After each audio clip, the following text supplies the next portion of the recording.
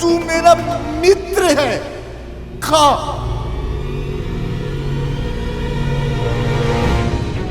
बाबा, मैं आपके लिए मांसाहार का प्रबंध कर दूंगी, पर अभी कुछ तो खा लीजिए।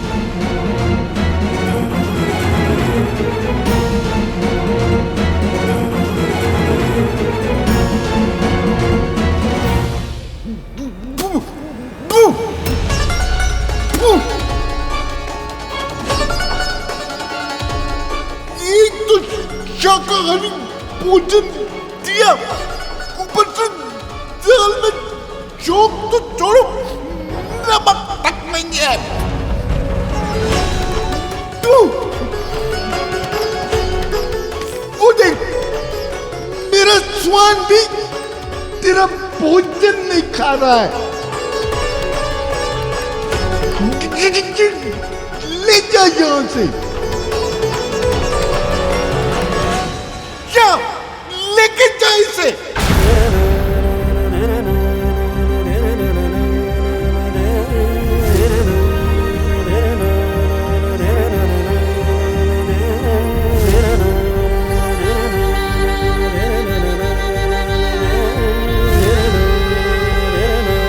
भोजन स्वाधीन बना दिया?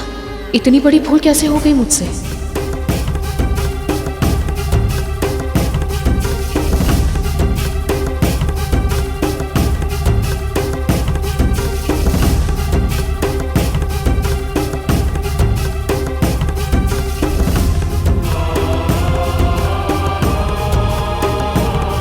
ये तो बिल्कुल ठीक है।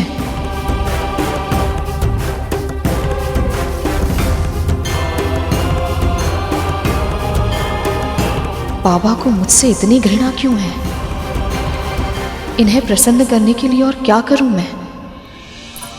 विंता माँ की समस्या तो और भी अधिक गंभीर हो गई है प्रभु। अपनी सुध बुध भूल कर वो इन बाबा की कितनी सेवा कर रही हैं, पर ये तो उन्हें प्रताड़ित किए जा रहे हैं, और अब इनके कारण कद्रू माँ भी विंता माँ को दंड देगी। मुझे तो ये समझ नहीं आ रहा कि विंता माँ इन्हें सह क्यों रही है। उन्होंने इतनी सहायता की इनकी, पर ये तो कृतज्ञ भी नहीं है। ये कृतज्ञ नहीं, इसका अर्थ ये तो नहीं कि किसी को भी इनकी सहायता नहीं करनी चाहिए। देवी विंता अपने पुत्र को परोपकार के संस्कार दे रही हैं, तो उन संस्कारों के मार्ग पर उन्हें स्वयं भी तो चलना होगा। धर्म का पालन अपनी सुविधा अनुरूप नहीं किया जा सकता शेष। धर्म का नियम सबके लिए समान होता है गरुड़। यदि स्वयं भगवान इन नियमों का पालन नहीं करेंगे तो संसार से उनके पालन की आशा कैसे कर सकते हैं?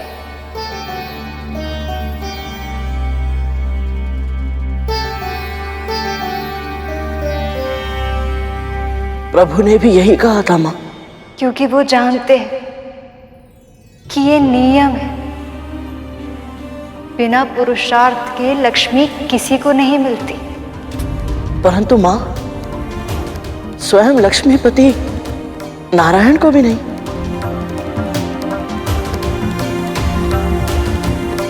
सबको लगता है कि मैं नारायण के पांव दबाती हूँ, उनकी सेवा करती हूँ,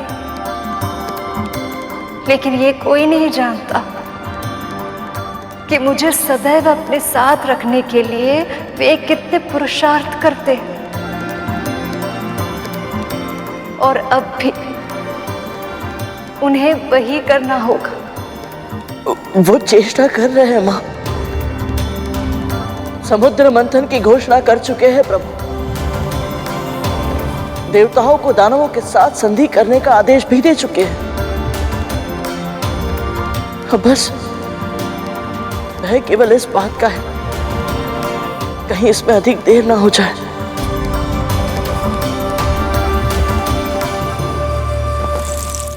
सत्य कह रहे हो तुम दोनों? हाँ माँ, हमने अपनी आंखों से देखा। गरुड़ के पंख से बने आसन पर बैठा था वो।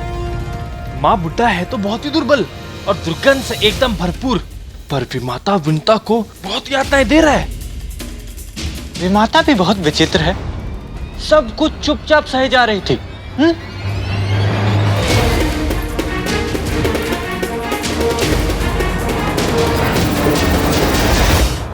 ऐसा कौन सा अतिथि है वो जिसके बारे में विंता ने मुझसे आज्ञा भी नहीं ली और सत्य भी छुपा लिया? क्षीर सागर का मंथन, ये कैसे संभव महर्षि? इतने विशाल सागर को मथने के लिए मथनी कहां से आएगी? और ऐसी रस्सी कहां से मिलेगी जो उस मथनी को बांध सके? इन प्रश्नों के उत्तर तो हमारे पास भी नहीं है। अभी प्रभु विष्णु ने केवल इतना आदेश दिया है कि हम सब यहां मिलकर संधि वार्ता करें। आप सब असुर और हम देवता मिलकर अन्य प्रजातियों को इकट्ठा करें। एक बार हम सब जुड़ जाएं, फिर उसके बाद किसको क्या कार्य करना है ये स्वयं प्रभु बताएंगे। जब हमें यह नहीं पता कि आपकी ये योजना पूरी कैसे होगी, तो हम इसके लिए सहमति कैसे दे दें?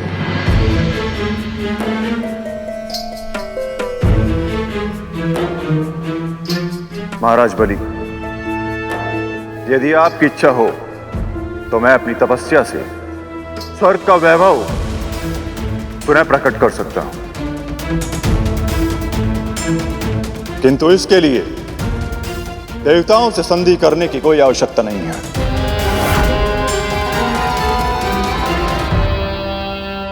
क्षीर सागर बहुत गहरा है गुरुदेव, और हमारे अतिथियों की भाव भंगिमाएं बता रही हैं अब तक जो कहा गया है उससे कहीं अधिक गहरा है इनका यहां आने का उद्देश्य। मुझे क्यों ऐसा लग रहा है कि केवल बहुमूल्य रत्न, ऐश्वर्य, अप्सराएं और श्री लक्ष्मी जी सागर से बाहर नहीं आएंगे, कुछ और भी छुपा है समुद्र के गर्भ में। नारायण नारायण, आप सही कह रहे हैं महाराज। समुद्र मंथन से एक ऐसी वस्तु प्रकट होगी जो किसी और उपाय से पाना असंभव है, और वो है अमृत। अमृत, अमृत।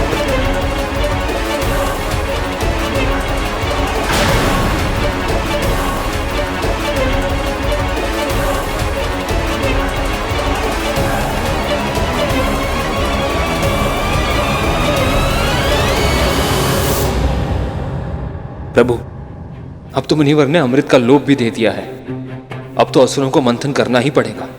अमृत का लोभ असुरों को संधि करने के लिए उत्साहित तो कर सकता है, पर हो सकता है कि यह पर्याप्त ना हो। वो कैसे प्रभु?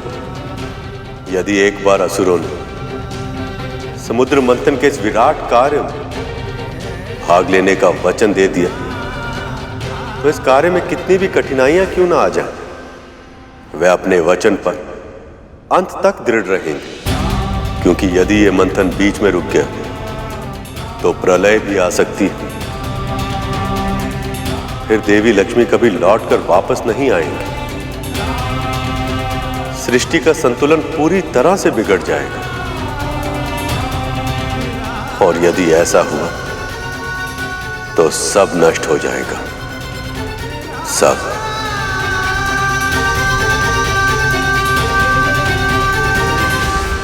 मां, हो सकता है मेरा अनुमान सही ना हो, परंतु आपके साथ के बिना प्रभु का उत्साह, उनका विश्वास, उनका सामर्थ्य इतना कम हो गया है कि समुद्र मंथन जैसे इतने बड़े कार्यों को कर पाना अब जाने संभव हो पाएगा या नहीं।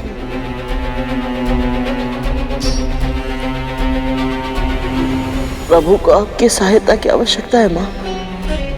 मां, यदि आप अभी मेरे साथ विष्णुलोक नहीं चल सकती तो कुछ ऐसा कीजिए ना जिससे प्रभु को आपके साथ होने का आभास हो। स्वामी से दूर रहकर भी उन्हें अपनी शक्ति दे पाऊं, ऐसे कैसे कर सकती हूं मैं?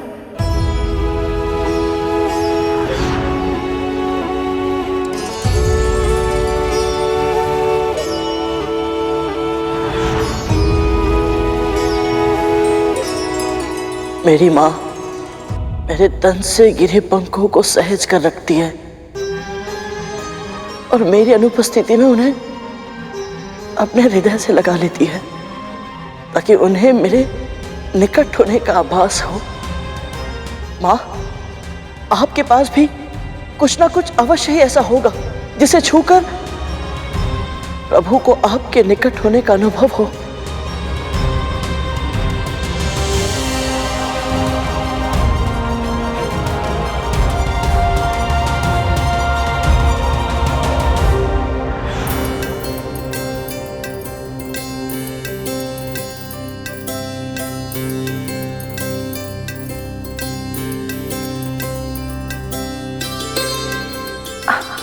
स्वामी क्या कर रहे हैं आप?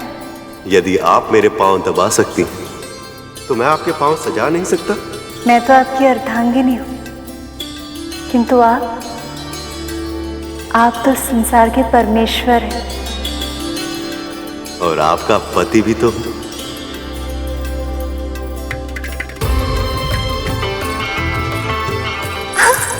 अरे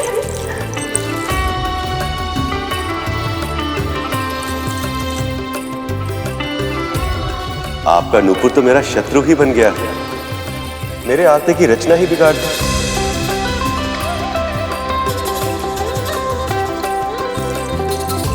नहीं स्वामी, ये मेरे सुहाग का चिन्ह है।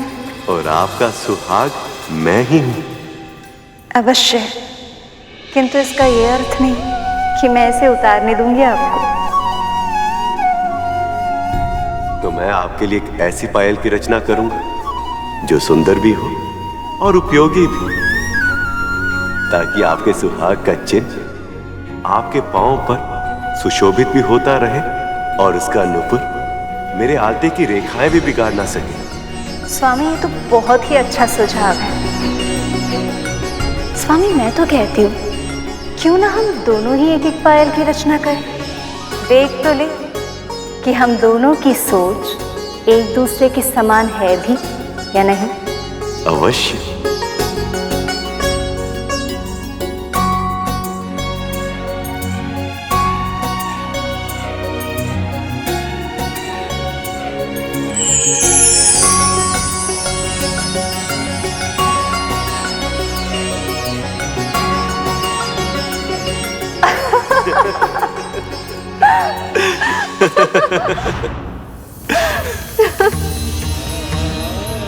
क्या हुआ माँ? कुछ नहीं, बस ऐसे ही अतीत के हास परिहास की कई बातें पहले आंखों में अश्रु ले आती और फिर मुख में मुस्कुराहट।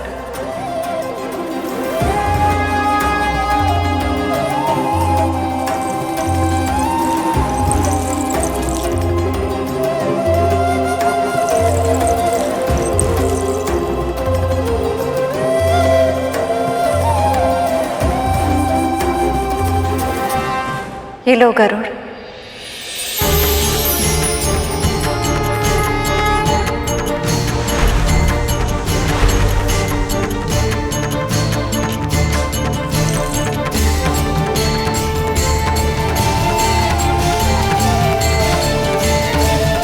जब मैं इसे लेकर प्रभु के पास पहुंचूंगा तो वो कितने प्रसन्न हो जाएंगे। निर्जीव होते हुए भी पायल उनके अधरों पर आशा का, आंखों में भविष्य की झांकी का और हृदय में संकल्प का संचार करने की। उनका मन विश्वास से भर उठेगा और उनका आत्मबल और भी प्रखर हो जाएगा। हे परमपिता, मुझे अपनी सेवा करने की शक्ति दीजिए।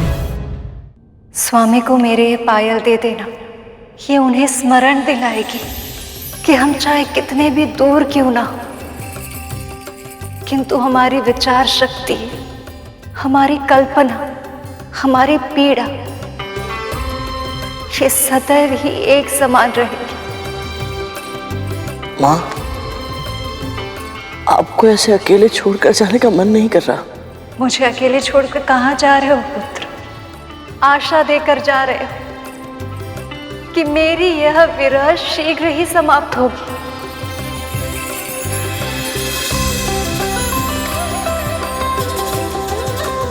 आज्ञा दीजिए माँ।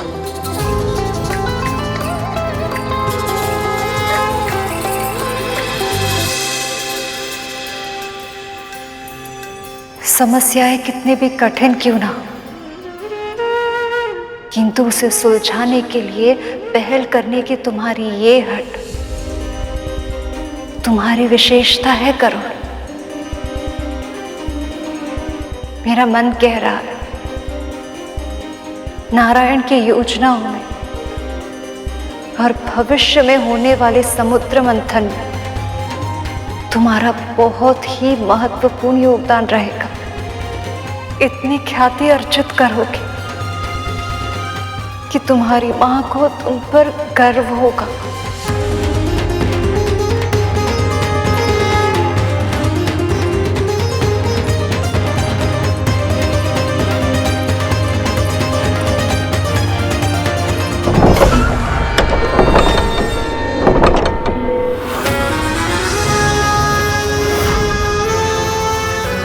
इतना तो साहस।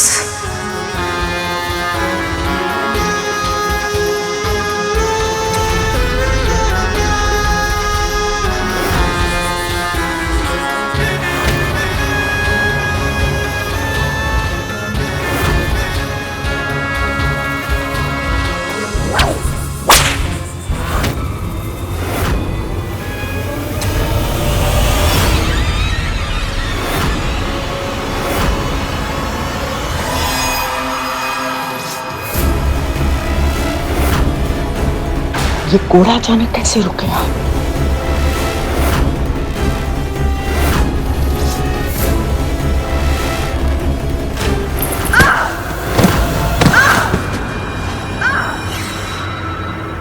ये ध्वनि कैसी थी?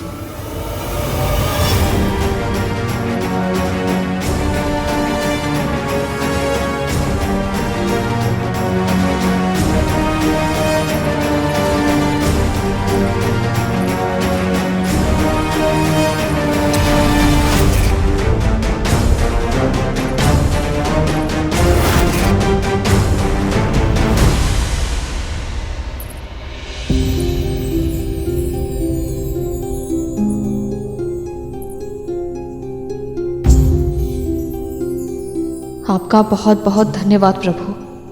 मेरी कुटिया इन वृद्ध बाबा के विश्राम का साधन बन पाई।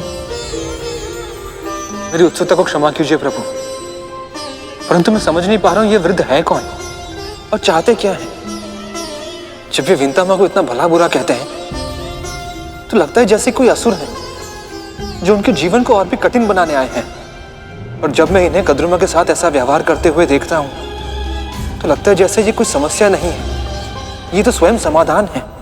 यही तो ऐसे व्यक्तियों की विशेषता होती है शेष। इनके व्यक्तित्व के भीतर झांक पाना आसान नहीं होता। ये वो पारखी होते हैं जो श्रद्धा और धैर्य की असली परीक्षा लेते हैं। धैर्य की परीक्षा तो मेरी भी हो रही है प्रभु। मैं ये सोच सोच के व्याकुल हूं कि देवता और दानव संधि कर पाएंगे भी या नहीं।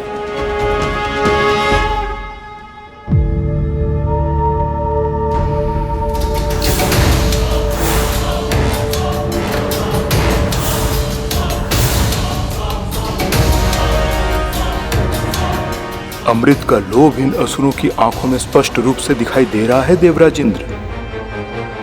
अब ये असुर अवश्य ही सहमत हो जाएंगे।